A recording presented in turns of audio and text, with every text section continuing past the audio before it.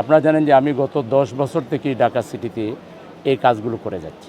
চিকিৎসা সেবায় অন্তত 8-10টা আইটেমে আমি সার্ভিস দিচ্ছি। একটা হলো আমরা মেডিকেল কার্ড দিচ্ছি তাদেরকে, যে কার্ডের মাধ্যমে ডিসকাউন্টে অন্তত 25-26টা হসপিটাল থেকে তারা ডিসচার্জে ডিসকাউন্টে তারা চিকিৎসা পেয়ে থাকেন। তারপরে আমরা এই দিকে দেখেন বাম দিকে আপনাদের সাজানো অ্যাম্বুলেন্স, এই ধরনের অ্যাম্বুলেন্স সার্ভিস দিয়ে যাচ্ছি এই শহরে। তারপরে আমরা ব্লাড সার্ভিস দিয়ে যাচ্ছি। তারপরে আমরা বাসায় বাসায় গিয়ে স্যাম্পল কালেকশন, ক্যানোলা লাগানো, তারপরে আপনার ফিজিওথেরাপি দেওয়া, এই জাতীয় কাজগুলো হোম সার্ভিসের মাধ্যমে মেডিকেলের সার্ভিসগুলো বাসায় পৌঁছে দিচ্ছি, আমরা মানুষের দোরগোড়ায় পৌঁছে দিচ্ছি। করোনার সময় বিশেষ করে করোনার সময় তো আমরা লাখ লাখ মানুষকে বাসায় রেখে তাদেরকে অক্সিজেন সার্ভিস দিয়েছি। কি হয়েছে? মিনিস্টার ফ্রিজ কিনে হাম্বা জিতেছে। মিনিস্টার ফ্রিজ কিনুন, হাম্বা জিতুন, আরো আছে আকর্ষণীয় উপহার। তাদেরকে অক্সিজেন সিলিন্ডারের মাধ্যমে বাসায় বসে তারা চিকিৎসা নিয়েছে, তাদেরকে হসপিটালে যেতে হয় নাই। এটা আমরা হঠাৎ করে গোটা করে করছি এরকম না, এই আজকেও অনেক ওয়ার্ডে এটা চলবে। ফ্রি মেডিকেল ক্যাম্প প্রতিদিনই কোনো না কোনো ওয়ার্ডে চলছে এবং ঔষধ বিতরণ চলছে। এর বাইরে টেলিমেডিসিন আছে, এই ডাক্তারদেরকে আবার টেলিমেডিসিনের মাধ্যমে টেলিফোনে কানেক্ট করতে পারবেন আপনারা, এবং তারা টেলিফোনেই আপনার মোবাইলে প্রেসক্রিপশন দিয়ে দিবে, মেডিসিন লিখে দিয়ে দিবে, আপনি সেই চিকিৎসা নিতে পারবেন। এভাবে চিকিৎসার জগতে একটা বড় মোবাইল হাসপাতাল বলতে পারেন এটাকে। আমার মনে হয় এটা 100 কোটি টাকার একটা সার্ভিস। মানে এভাবে নিরন্তর, এটারা এরকমটা ছবি তোলার জন্য বছরে একবার দুইবার কোনো এক জায়গায় দাঁড়াইয়া করে, এটা না, আজকে একটু বড় আকারে আমরা করতেছি। এরপরে ঢাকা শহরের প্রত্যেকটা এলাকা ভিত্তিক যে 8টা আসন আছে, এই 8টা আসনের আজকে একটা আসন হয়ে গেল, বাকি 7টা আসনেও আমরা একটা করে বড় প্রোগ্রাম করব।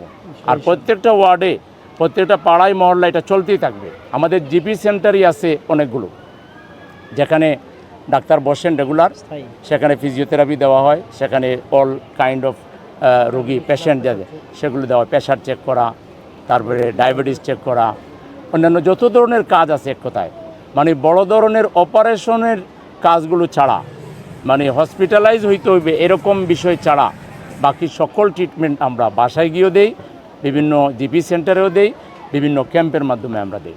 তো আমাদের এটার মূল উদ্দেশ্য হলো, আমাদের দেশ গরিব, আমাদের সরকারি যে ব্যবস্থা, হসপিটাল আছে কিন্তু ঠাঁই নাই, আপনি গিয়ে ভর্তি হইতে পারবেন না। ভর্তি হইলে আপনাকে ফ্লোরে থাকতে হবে, ডাক্তার দেখাইতে আপনাকে অনেক দিন, তার মধ্যে রোগ আরও 3 গুণ বেড়ে যাবে। নানা ধরনের স্বল্পতা, অপ্রতুলতা এবং আমাদের ম্যানেজমেন্ট ক্রাইসিস, দুর্নীতি, চিকিৎসা ব্যবস্থায়, সরকারি চিকিৎসায় বড় মাপের দুর্নীতি আছে। যার কারণে আমরা গরিব নাগরিক যারা, আমাদের প্রান্তিক নাগরিক যারা, তারা অনেক কষ্ট করে চিকিৎসা নেয় আরই, যে মরার আগে একবার মরার অবস্থা হয়, মানে তাদের মৃত্যুর আগে তারা কয়েকবার মারা যায়, এরকম একটা পরিস্থিতি হলো চিকিৎসার। এটা আপনারা সচেতন সাংবাদিক হিসেবে জানেন আপনারা ভালো করে।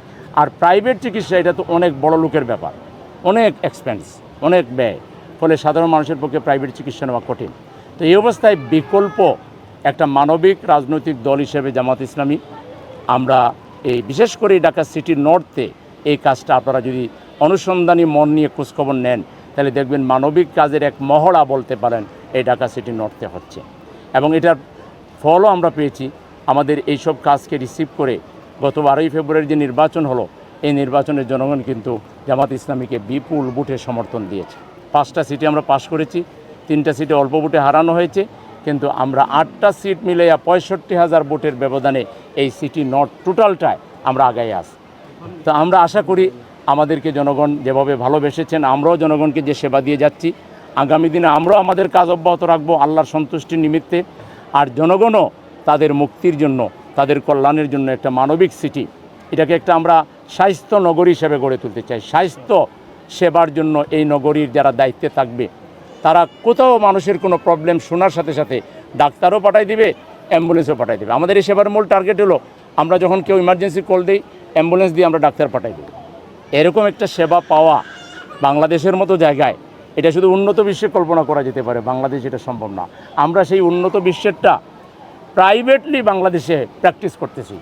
যদি কোনো দিন আমাদের হাতে ডাক্তার সাহেব যেটা বললেন জনগণ ক্ষমতা দিয়ে দেয়, তাহলে আপনারা প্র্যাকটিক্যালি দেখবেন যে দুর্নীতিমুক্তভাবে অনেক চিকিৎসাই আমরা ফ্রি করে দেওয়ার ব্যবস্থা করব। বিশেষ করে শ্রমিকদের পরিবারগুলোকে, অভাবী মানুষদের চিকিৎসা, এগুলো আমরা ফ্রি করে দেব। চিকিৎসা কিছুটা যারা ব্যয় নির্বাহ করবে, যাদের সচ্ছলতা আছে, প্রমাণ হবে যে তাদের দেওয়ার ক্ষমতা আছে, তাইলে মিনিমাম যে চার্জ যেটা সেটা তারা দিবে। আর বাকি সকল মানুষের জন্য, বিশেষ করে শিক্ষার্থীদের জন্য, বিশেষ করে যুবকদের জন্য, শ্রমজীবী মানুষের জন্য চিকিৎসাকে আমরা ফ্রি করে দেব। আমরা এটাকে একটা শিক্ষা নগরী হিসাবে, এটাকে একটা চিকিৎসা নগরী হিসাবে, এটাকে একটা মানবিক নগরী হিসাবে, এটাকে আমরা একটা সবুজ নগরী হিসাবে, পরিচ্ছন্ন নগরী হিসাবে গড়ে তোলার এক ঐতিহাসিক যাত্রা আমরা শুরু করেছি। সেই যাত্রারই একটা পার্ট হলো আজকের মেডিকেল ক্যাম্প। এটা আমরা অব্যাহত রাখবো। ঈদের পরে আমরা এটা কন্টিনিউয়াস বড় আকারেও করতে থাকবো, ছোটো আকারেও করতে থাকবো। কন্টিনিউয়াসলি মানব সেবায় আমাদের যাত্রা অব্যাহত থাকবে। এক্ষেত্রে সাংবাদিক হিসাবে আপনারা জাতির দর্পণ, আপনারা জাতির বন্ধু, আপনারা সত্যকে সত্য বলার পক্ষপাতী লোক।